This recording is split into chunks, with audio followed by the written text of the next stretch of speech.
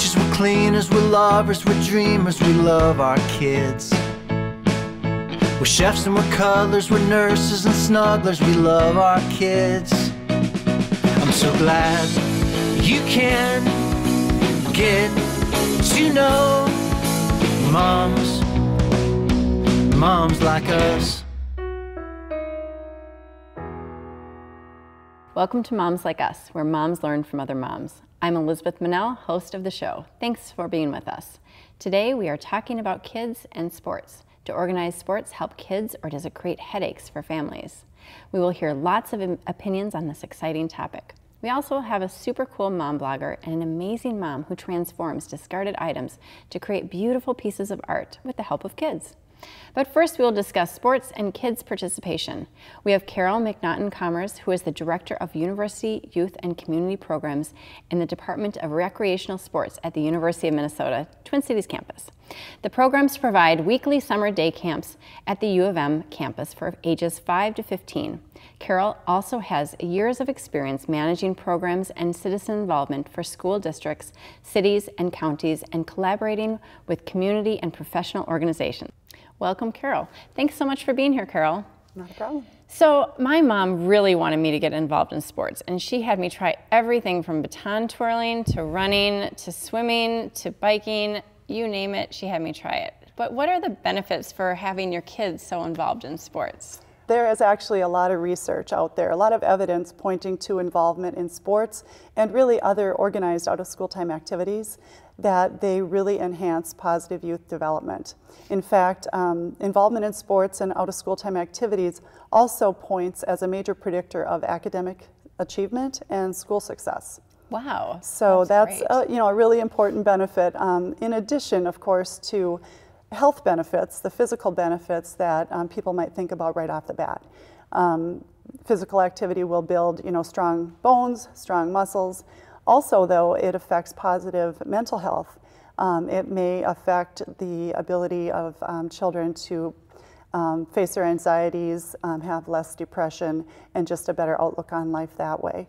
Another benefit of youth being involved in these out-of-school time sports and activities is it helps them gain that physical activity recommendation, which now is at 60 minutes per day for children. Really? And, yeah. So wow. Being involved, and obviously they're not going to go hopefully every day to that sport, but that's a part of achieving that as well. It's very helpful. There are many assets that Search Institute and others have researched and proven to be beneficial, and some of these really have nothing to do with a particular sport or the activity, but it's building positive relationships with other adults that aren't the child's parent, gaining role models, learning problem solving, peer relationships, just making new friends and being in different situations, skills that they can build for life. So there are many positive benefits that way. In addition, they really recommend that in addition to sports, there is an hour of creative activities and an hour of religious-related activities every week. And then for youth, depending on their age, either 1 hour, 2 hours, or 3 hours a week in the sport or club type of activity. So are there any benefits to parents when the kids are involved in sports? Sure. They can gain relationships with other adults. They get to meet people in the community. They get to get into some social circles they may not have ever come across. Another big benefit that I see is meeting the child's friends. Kids have friends at school, people that are shaping their lives, new people that they're going to meet in these venues, and it's hard to get to know those families and those backgrounds, and of course this is a real easy way to make those connections as well. Right, because you're at the same sporting events, so you're bound to get to know the kids and the parents, which is awesome. It really is. So do you have any great suggestions on how a parent can help the kid decide which sport they're going to be interested in and be really good at? Well, your mom was on the right track, because it's really important, especially at the younger ages, to try a variety of things. It's really important to also realize that trying something once may not be, the deciding factor, because boys and girls and children in general develop at different ages or different speeds and different ages where they can feel comfortable in certain types of groups and certain situations. And so you might try something once and it wasn't quite right, but you know, let's hold off and maybe try it again next year and switch to something else. Also keep it fun, keep it engaging at that first initial trial. It's something for a couple hours. It doesn't have to be a whole season and competition and pressure. You know, you want to keep it real fun and supportive for that child to make that decision. Physical education in the schools is being cut.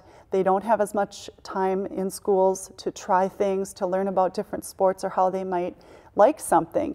They may not even know what some of these titles are. So the community and the parents are really burdened with, you know, making sure that they do the research and get the kids into a variety of things, you know, even just a short-term trial. Right. So what do you think the biggest piece of advice that you could give to moms would be when you're trying to get your kids involved in sports? I would say moms really need to look for something that's safe and well organized to be able to have a low enough ratio of adults and youth so that they can get some personal attention and they have enough time to play and really try out their skills. So you want to have that in place. And one of the biggest things that I know I hear from moms is they don't want to be that mom that's always asking all the questions and calling and, you know, checking, and you know, that's sometimes really uncomfortable. They're apologizing for that. And I say, ask the questions. You know, so we should be that mom. Yeah, you know, you don't have to be that mom over the top, but you do want to ask the questions. Mom. And if a person in charge of a program or representing a program understands even a little bit about what the meaning of these programs really is and how they can impact a life, they should not be defensive about questions like that or anything. It's just basic information. And a lot of programs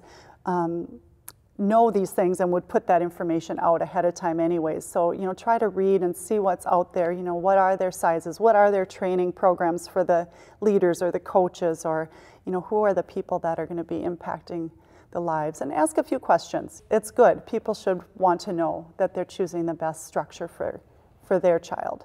That's great. Well, thanks so much, Carol, for the great advice. Thank you. We're going to be right back.